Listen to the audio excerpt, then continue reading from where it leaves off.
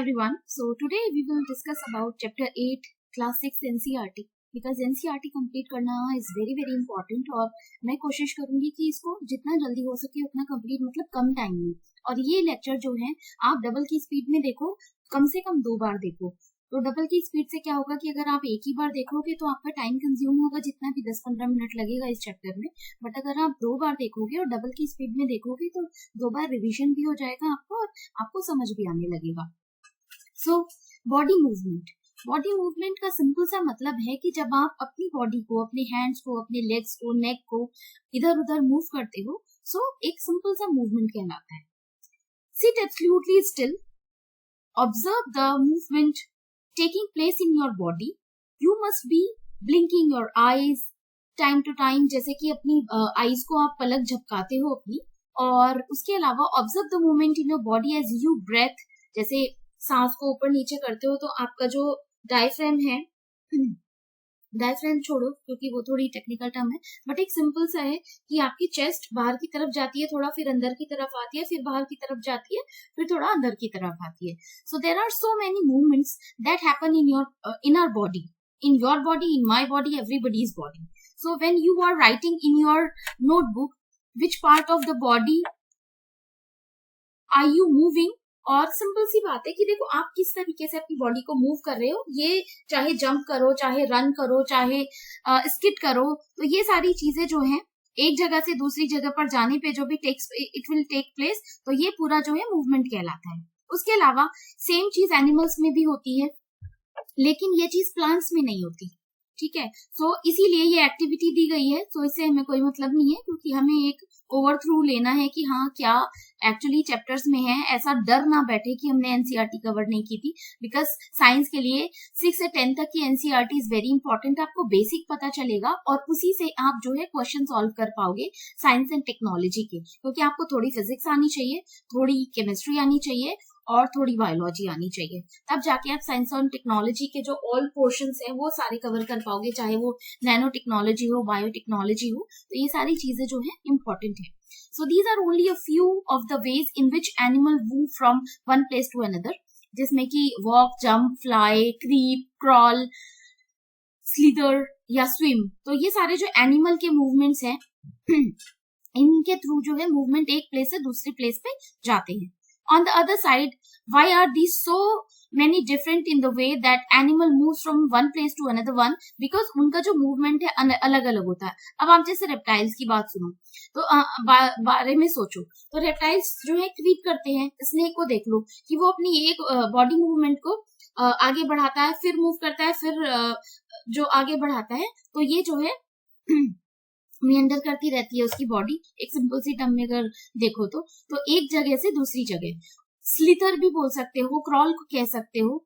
और उसके अलावा why is it that many animals walk while a snake slither और क्रॉल, रेंगना जिसे कहते हैं, स्लिथर यहाँ पे रेंगना, एंड क्रॉल कह सकते हो। जैसे बच्चे, छोटे छोटे जो बच्चे हैं वो जब चल नहीं पाते स्टार्टिंग में 6, 7, 9, 10 मंथ्स तक, तो वो उनको क्रॉल करते हैं, तो उस एक्टिविटी को क्रॉल कहा जाता है।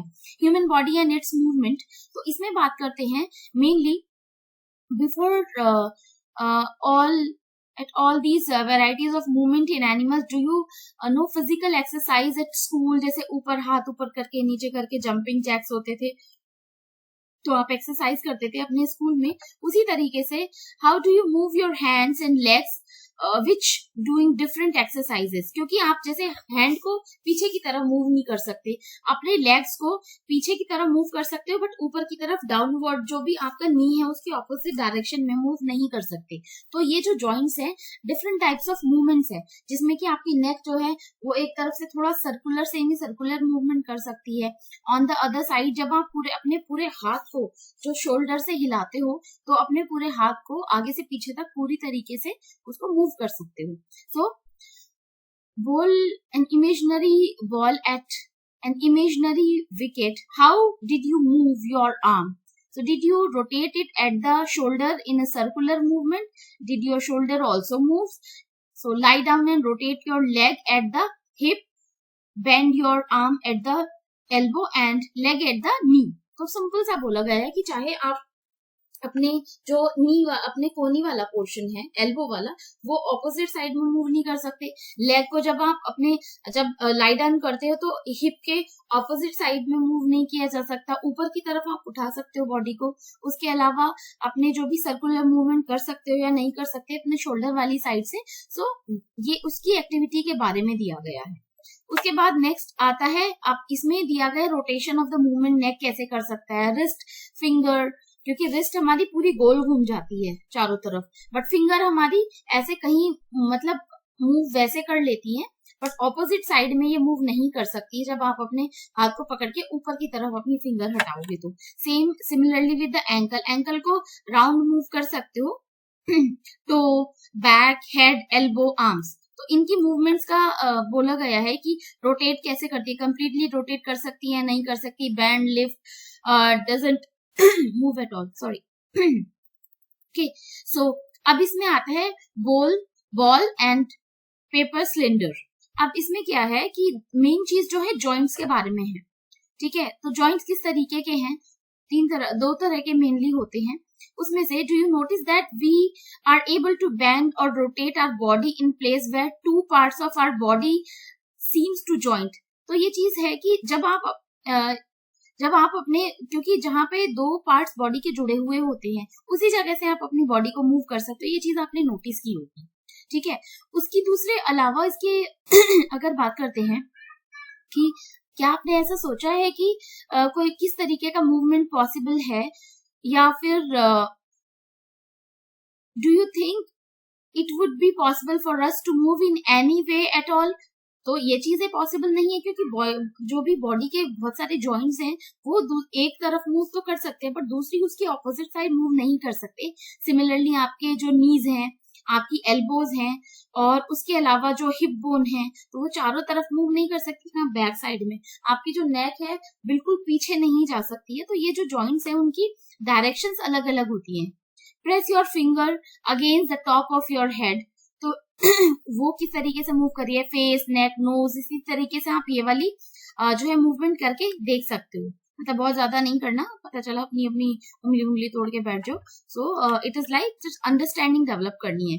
So do you get a feel of something hard, press against your finger, the hard structure are the bone, and repeat this activity on other parts of your body. So many bones जिनका भी activity है, bend कैसे हो रही है, and how do we bend our elbows, अपनी elbows कैसे move करते हो, हिप बोन कैसे मूव होती है। तो जैसे बॉल एंड सॉकेट वाला कॉन्सेप्ट है वो आएगा अभी, तो उसके बारे में बात करेंगे। Similar there are many so bones present in each part of our body, because हाथ में भी बोन प्रेजेंट है, नेक में भी प्रेजेंट है, हैंड्स में प्रेजेंट है, फिंगर्स वगैरह, तो पूरे बॉडी पार्ट्स में ये चीजें प्रेजेंट है।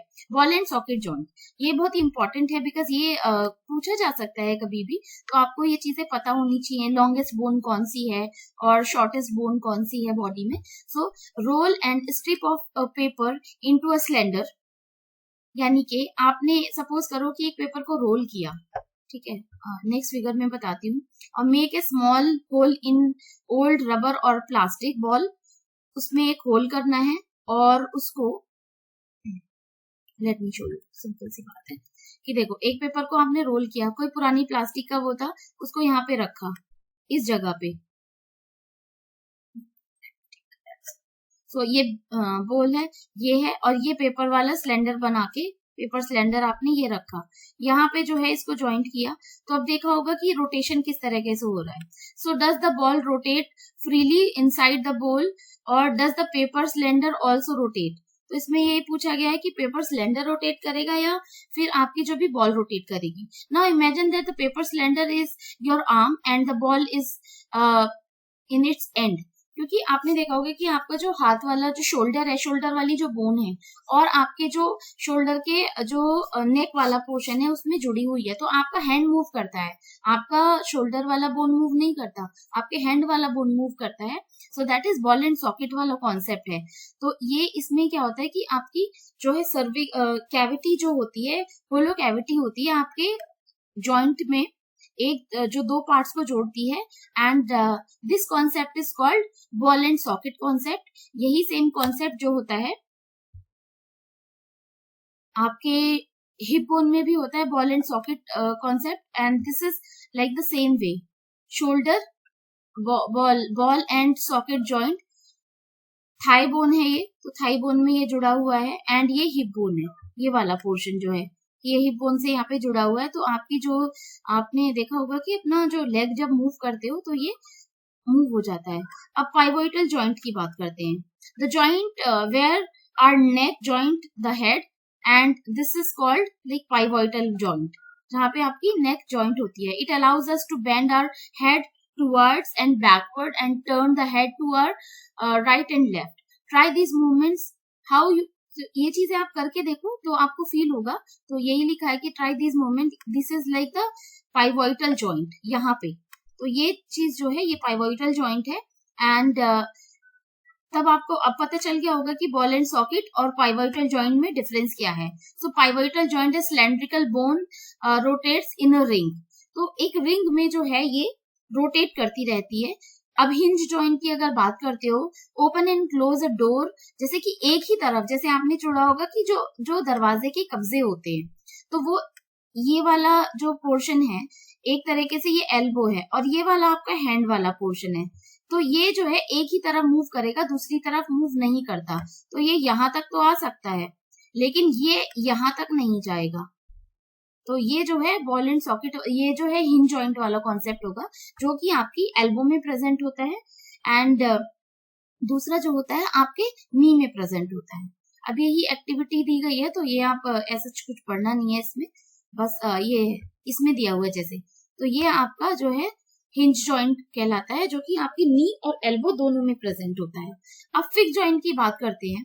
Fix joint, some joint between bones in our head are different from those we had discuss so far. क्योंकि कुछ जो हमारे जो हेड में प्रेजेंट है वो और जॉइंट से अलग हैं, and such joints are called fix joint, जो कि इधर उधर मूव नहीं करते. कुछ ऐसे मूवमेंट्स या जॉइंट्स हैं जो कि मूवमेंट या किस तरीके से, जैसे जॉ है आपका एक ही तरफ से ऊपर और नीचे होगा, और कोई मूवमेंट इसका नहीं हो सकता.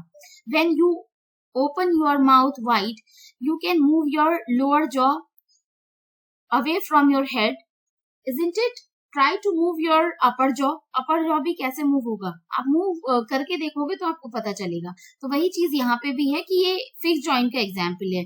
We discuss only some of joints that connect parts of our body, which gives the different part of the body with different shapes.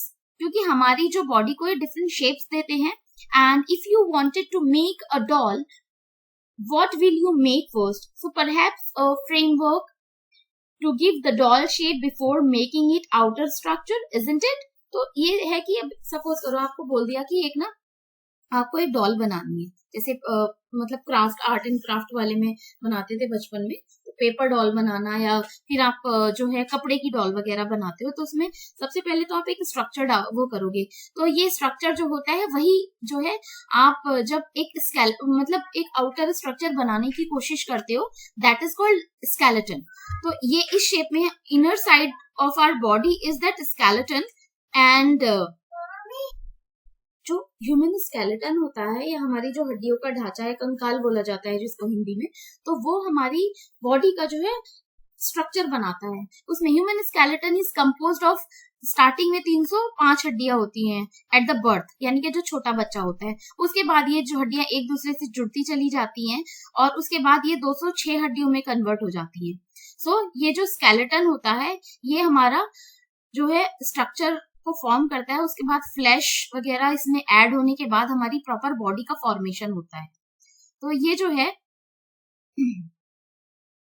Skeleton, जो पूरा फ्रेमवर्क तैयार हो रहा है. How do we know that this is the shape of human skeleton? So do we know the shape of different bones in our body? We can have some idea, because ये सारी चीजें आपने देखी होंगी कि किस तरीके से हमारे जो शरीर में हड्डियां होती हैं वो हमारी जो बॉडी है उसका आउटर एंड इनर स्ट्रक्चर को फॉर्म कर, आई मीन एक खाका तैयार करती हैं. जैसे एक्सरे में जब आप देखते हो कि किसी का फ्रैक्चर वगैरह हो जाता है, तो उसको देखने के लिए एक्सरे किया जाता है. कोई भी इंजरीज होती है या इस टाइप का कुछ भी मतलब बोन में कुछ भी फर्क पड़ जाता है कि आपको दर्द वगैरह हो रहा है, तो इंजरीज के लिए एक्सरे किया जाता है and the x-ray shows the shape of the bone in our body, कि हमारी बॉडी जो वो स्ट्रक्चर है वो सही है या नहीं है, कहाँ पे जो प्रॉब्लम क्रिएट हुई है, कहाँ पे हड्डी टूटी है या आपके हेयर लाइन फ्रैक्चर हुआ है, तो उसकी वजह से जो भी प्रॉब्लम्स होती है वो पता चल जाती है। Feel the bone in your forearms, upper arms, lower leg and upper leg. Try to find the number of bones in each part. तो अब आपको पता चलेगा कि ये बोला गया है कि आप देखो अपनी फिंगर ही देखो, फिंगर के 3 पार्ट हैं, ठीक है, 3 टाइप से मुड़ती है आपकी फिंगर, तो पता चलता है कि 3 पार्ट है। उसके बाद सिमिलरली आपने देखा होगा कि रिस्ट है, रिस्ट से आपकी एल्बो तक एक बोन होती है, मतलब पूरी लंबाई में। उसके बाद होती है एल्बो से शोल्डर तक एक लॉन्ग बोन होती है। तो उस तरीके से अब जो और डिफरेंशिएशन होंगे वो हम बाद में बात करेंगे, बट फिंगर में बात करते हैं कार्पल्स की। तो स्मॉल जो बोन्स होती हैं, several small bones are there in fingers, तो उनको कार्पल्स कहा जाता है। And what will happen if it has only 1 bone, तो आप मोड़ ही नहीं पाओगे। अगर एक ही बोन होती है हमारी फिंगर में तो हम मोड़ ही नहीं पाते। तो इसीलिए जो है गॉड ने हमें सोच समझ के ही बनाया है कि हाँ किस किस चीज का कैसे यूज हो सकता है। अगर हम पढ़ रहे हैं, पेन पकड़ना है, तो हमारी फिंगर में ये 3 फोल्ड्स होते हैं जिसकी वजह से हम पेन इजीली पकड़ पाते हैं। इसी तरीके से एज पॉसिबल ऑब्जर्व केयरफुली, जो कि आपके अपना थोरेसिक वाला रीजन या रिब केज की बात करते हैं। तो इसमें जो भी पेयरिंग है ये आपने देखी होगी, 1 2 3 4 5 6 7 8 9 10 11, मेनली जो है मोर ओवर 11 पेयर्स, और जिसमें कि जो स्टार्टिंग वाले जो होते हैं ये ट्रूली जॉइंट होते हैं ये वाले, और उसके बाद जो होते हैं ये फॉल्सली जॉइन होते हैं ऊपर की तरफ आके। तो ये जो है हम अभी आगे पढ़ेंगे, जिसमें से कि 12 रिब्स होती हैं।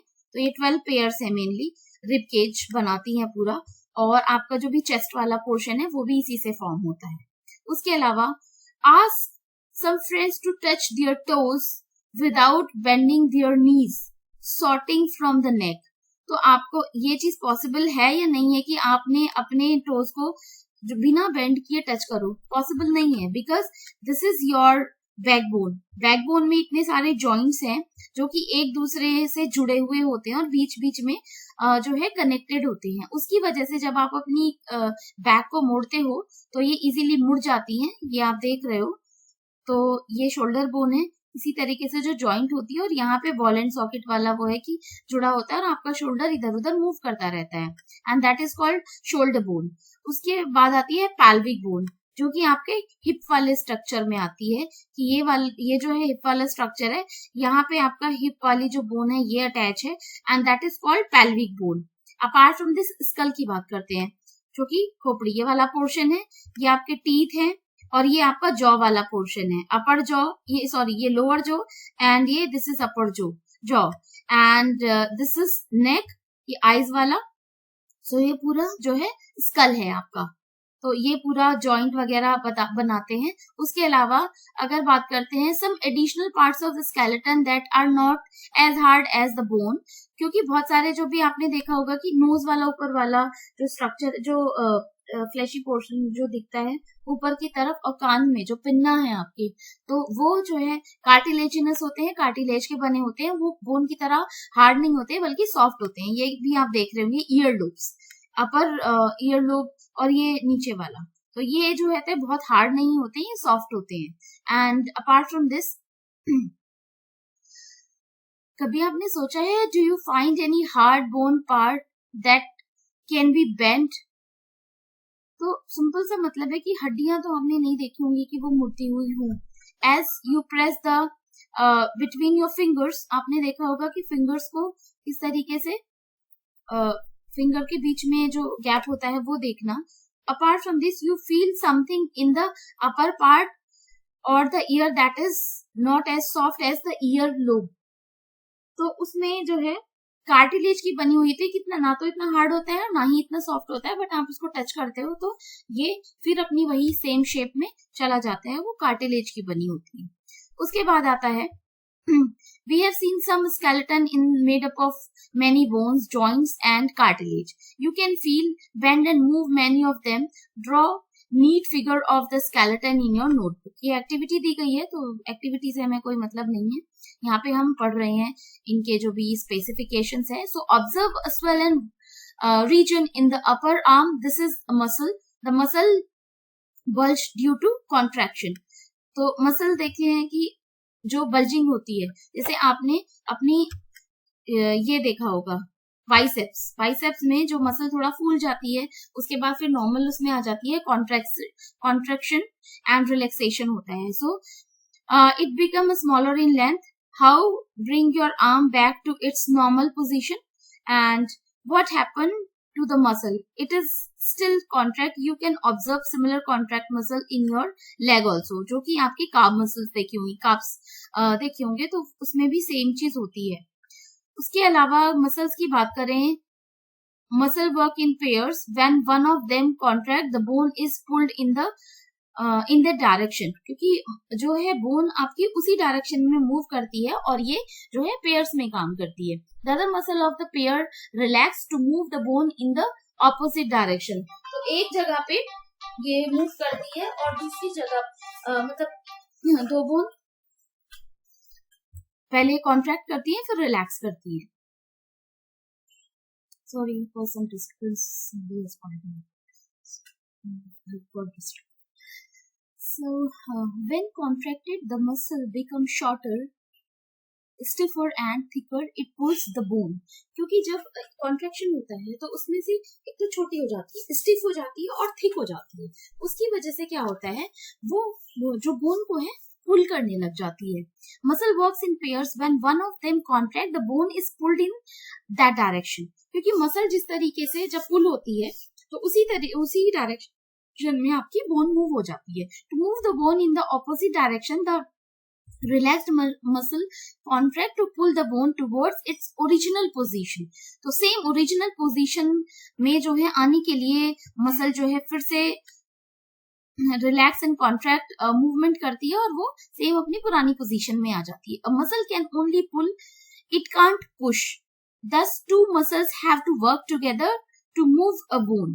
तो एक मूव को मूवमेंट के लिए कॉन्ट्रैक्शन एंड रिलैक्सेशन दोनों मूवमेंट होते हैं, उसी वजह से आपकी बोन मूव करती है। Our muscles and bone always required for movement? How do other animals move? Do all animals have bones? What about an earthworm और स्नेल? तो एक स्नेल या अर्थवर्म क्या करते हैं, अब इसमें आता है। सो आगे हम स्टडी करेंगे। So let's study the manner of movement that is in the gait of some animals. अब एनिमल्स का मूवमेंट, क्योंकि अभी तक हम जो है बात कर रहे थे ह्यूमन की और अब हम बात करेंगे एनिमल्स की। तो इसमें अर्थवर्म की एक्टिविटी की बात करते हैं। एंड अर्थवर्म की एक्टिविटी में जो है ये एक एक्टिविटी दी गई है, तो सिंपल सा है कि उसमें एक आपने केचुआ लिया, केचुए को देख रहे हो आप किस तरीके से मूव कर रहा है, तो वो क्या करता है जैसे जिगजैग, मतलब थोड़ा सा आगे अपनी बॉडी मूव करेगा, फिर जो है सिंपल सा है कि मैं इसको आपको फिगर से यहाँ पे जो लिखा उसके हिसाब से समझाती हूँ आपको। Observe of the moving snail in a garden, gently lift it and place it on a piece of floating और फिल्टर पेपर। तो उससे क्या पता चलेगा, then place it on a smooth glass plate और any slipping surface, observe it movement and that on paper which of the above two surfaces find that the earthworm is able to move easily. Body of earthworm is made up of many rings.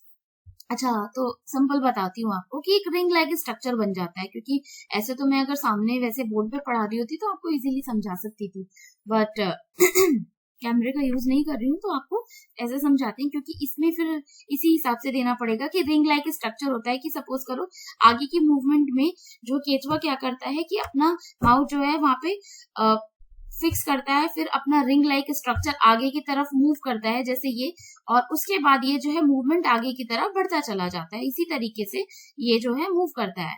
अब snail के movement में क्या होता है, same इसी में, how this fix part of the body to the ground under the body, it has large number of tiny bristles. तो hair like structure होते हैं, उसकी वजह से जो है projecting body and it is moving from one place to another one.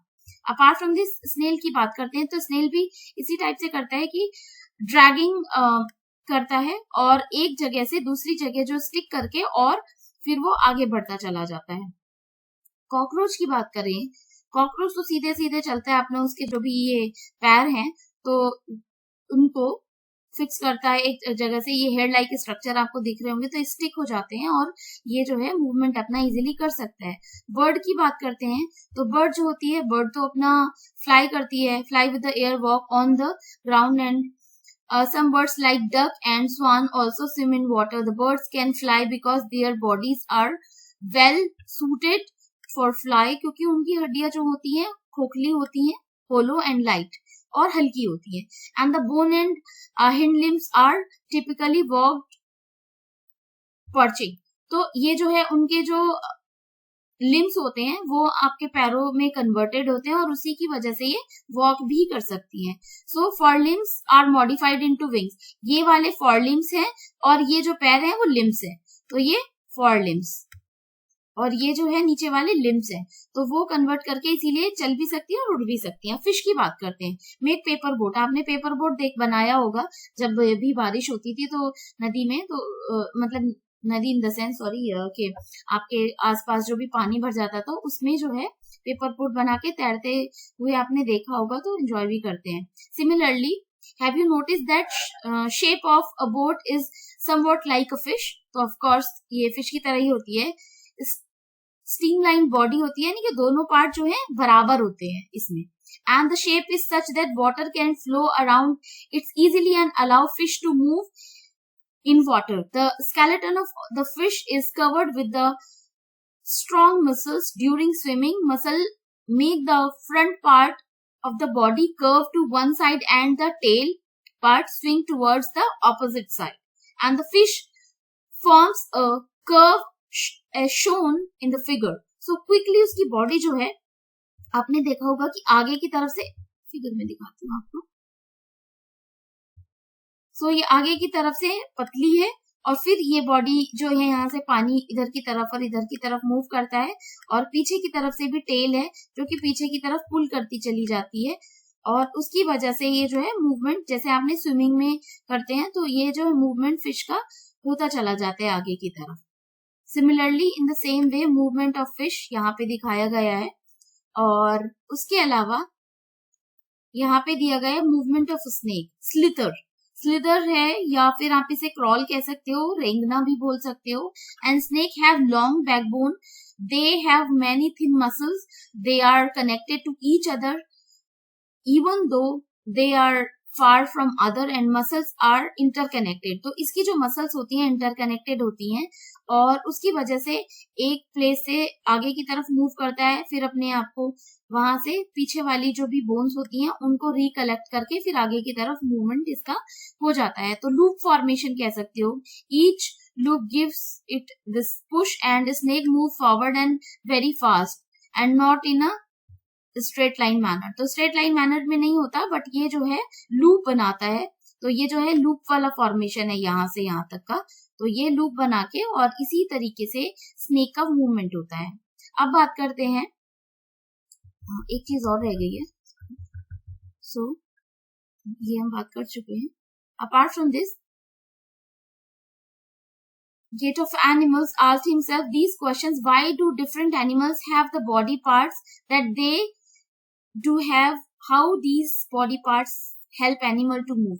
अब जितने भी आपने देखा होगा कि हर एनिमल का कोई ना कोई स्पेसिफिकेशन होता है. चाहे फिश ले लो, जितने भी एम्फीबियंस हैं वो ले लो. जैसे फ्रॉग है, फ्रॉग जो है जंपिंग भी कर सकता है, पानी में भी रह सकता है और एक जगह से दूसरी जगह स्टिक भी हो सकता है. तो हर जो एनिमल के जो स्पेसिफिकेशन है वो अलग अलग दिए हुए हैं.